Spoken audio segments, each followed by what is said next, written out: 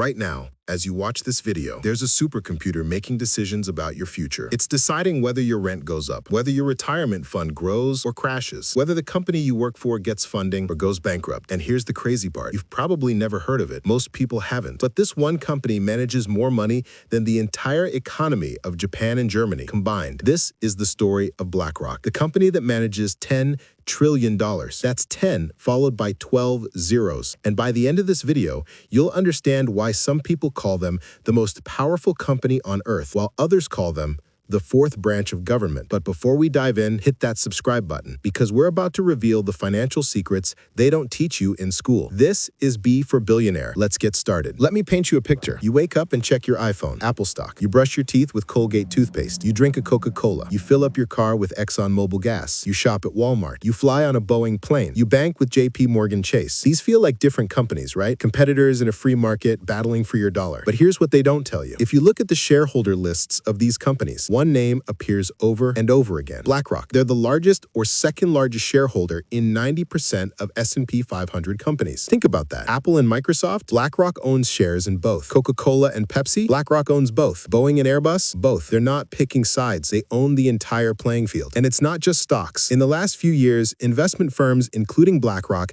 have been buying up residential real estate, single-family homes, the same homes you're trying to buy for your family. In some markets, they're paying cash, outbidding regular families by tens of thousands of dollars. Why? Because they know something. If you can't afford to buy, you have to rent. And who becomes your landlord? Now, before you close this video thinking this is some conspiracy theory, let me be clear. Everything I'm about to tell you is public information. BlackRock is a publicly traded company. They file reports, they follow regulations. This isn't illegal, but that's what makes it so fascinating. The man who built this empire, Larry Fink, didn't break any rules. He rewrote them. And to understand how he did it, we need to go back to the moment that changed everything. The moment Larry Fink lost $100 million in a single quarter. The year is 1986. Larry Fink is 33 years old, and he's living the Wall Street dream. He works at First Boston, one of the most prestigious investment banks in the world. He's not just any banker. He's the guy who helped invent the mortgage-backed securities market. He's making the bank $1 million a day. His colleagues call him a genius. He's being groomed for the executive suite. He's the golden boy. Imagine being that person. You're 33. You're making more money than your parents made in their entire lives. Everyone wants to be you. Everyone wants your advice. You think you figured out the secret formula to wealth. And then it all comes crashing down. In one quarter, just 3 months,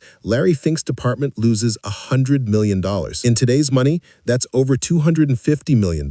He had made a bet on interest rates. He was certain they would go one direction. They went the other. The golden boy became a cautionary tale overnight. He was pushed out of First Boston. The same people who praised him now avoided him at restaurants. The Wall Street Journal wrote about his failure. He was humiliated. But here's where Larry Fink is different from most people. Most people would have been destroyed by this. They would have quit finance, blamed the system, blamed bad luck. Larry Fink did something else. He sat in his apartment and he replayed that loss over and over in his mind. And he realized something profound. He didn't lose $100 million because he was stupid. He lost it because he was flying blind. Because Wall Street, for all its suits and sophistication, was essentially gambling. They were using intuition, gut instinct, outdated models. The technology existed to calculate risk, but nobody was using it properly. Everyone was guessing. And that's when he had the idea that would change everything. What if you didn't have to guess? What if you could build a system that calculated the risk of every investment in real time all at once? What if you could see the future before it happened? In 1988, Larry Fink started a tiny company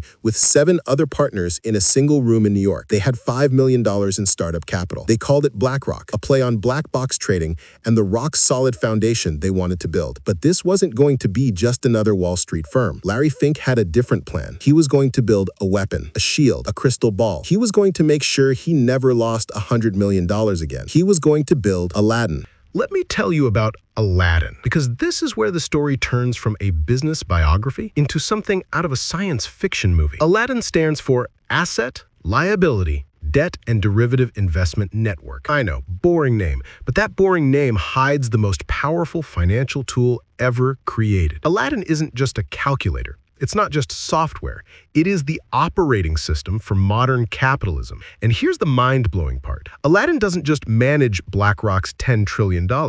It monitors and analyzes over $21 trillion in total assets. $21 trillion. That's approximately the size of the entire United States economy sitting inside one computer system. Let me put that in perspective. If Aladdin were a country, it would be the largest economy on Earth. So what does Aladdin actually do? Every single day, it runs what are called Monte Carlo simulations. Thousands of them, millions of them. It asks questions like, what happens to Apple stock if oil prices spike in the Middle East? What happens to the US dollar if a typhoon hits Taiwan's semiconductor factories? What happens to the housing market if interest rates rise by 0.5%? It sees the butterfly effect before the butterfly even flaps its wings. By the time you read a news headline on your phone, Aladdin analyzed it 3 milliseconds after it was published and already adjusted thousands of portfolios. Now here's where it gets really interesting. Aladdin is so good at what it does that even BlackRock's competitors use it. Vanguard uses it. State Street uses it. Major banks license it. Insurance companies use it. Even central banks and government agencies use Aladdin for risk analysis. Think about that for a second. The competitors are all using the same brain.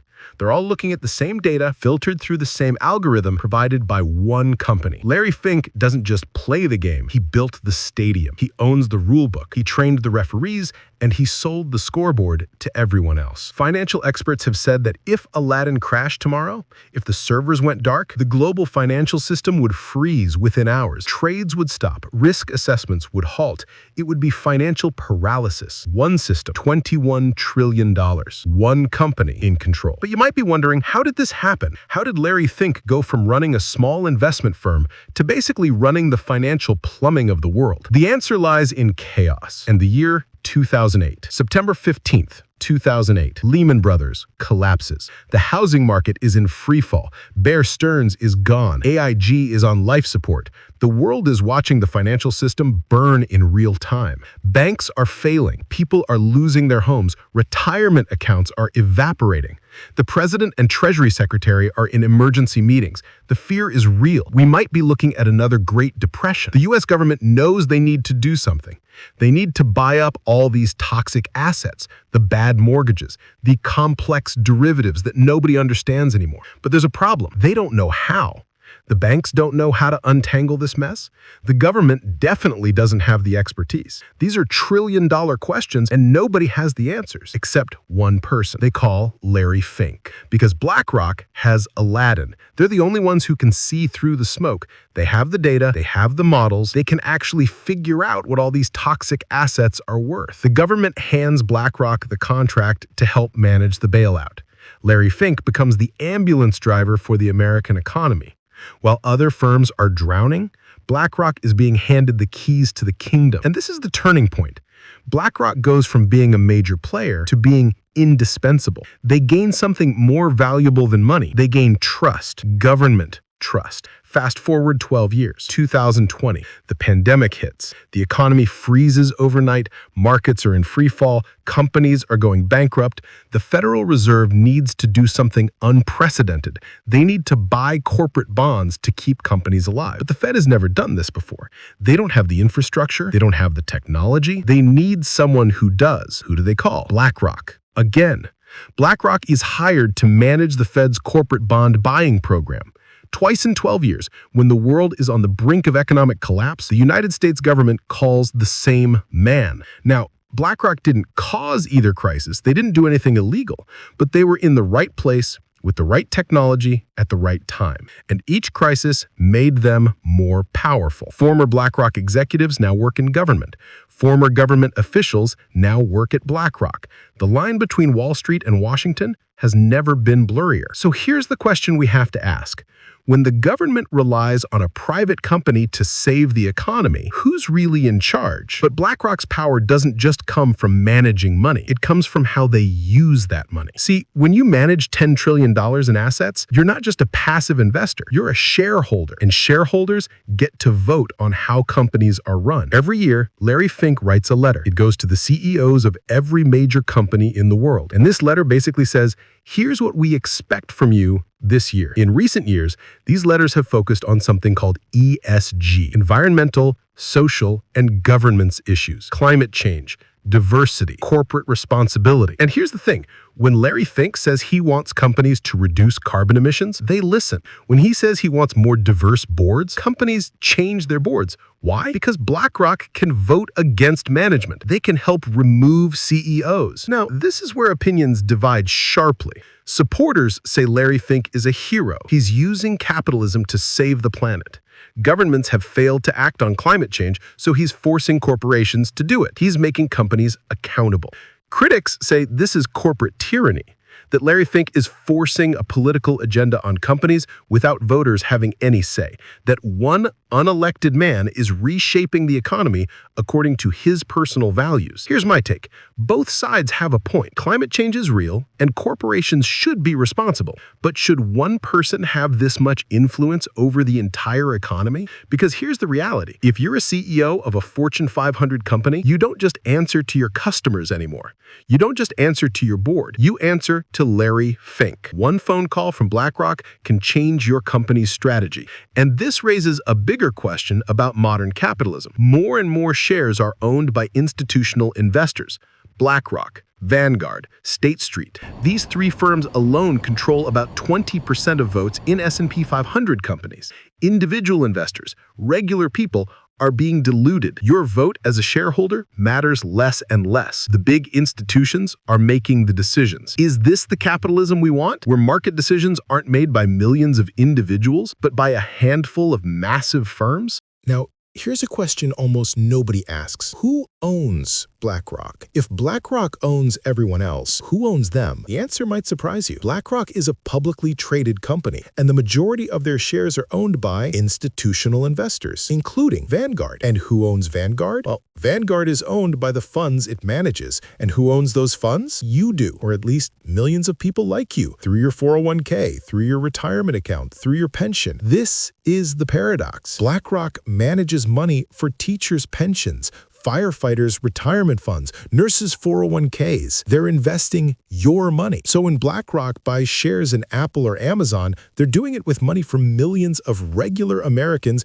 who are saving for retirement. This is what makes the story so complicated. BlackRock isn't some shadowy villain hoarding wealth. They're a fiduciary. They're legally required to make money for their clients, and their clients are often us. So in a weird way, when BlackRock makes money, millions of regular people's retirement accounts grow. When BlackRock has power, it's partly because we gave it to them by putting our money in index funds. But that doesn't answer the bigger question. Is it healthy for the financial system to be this concentrated? Even if the ownership is distributed, the decision-making isn't. So let's come back to where we started. You wake up in the morning, you check your phone, you go to work, you pay your bills, you save for retirement. And behind every single one of those transactions, there's a thread, a connection, a piece of the web that connects back to BlackRock. Larry Fink isn't a villain. He didn't break any laws. He didn't cheat anyone. He built a better mousetrap. He created a system that brought stability to chaotic markets. He made investing safer and more efficient. But he also created something unprecedented in human history.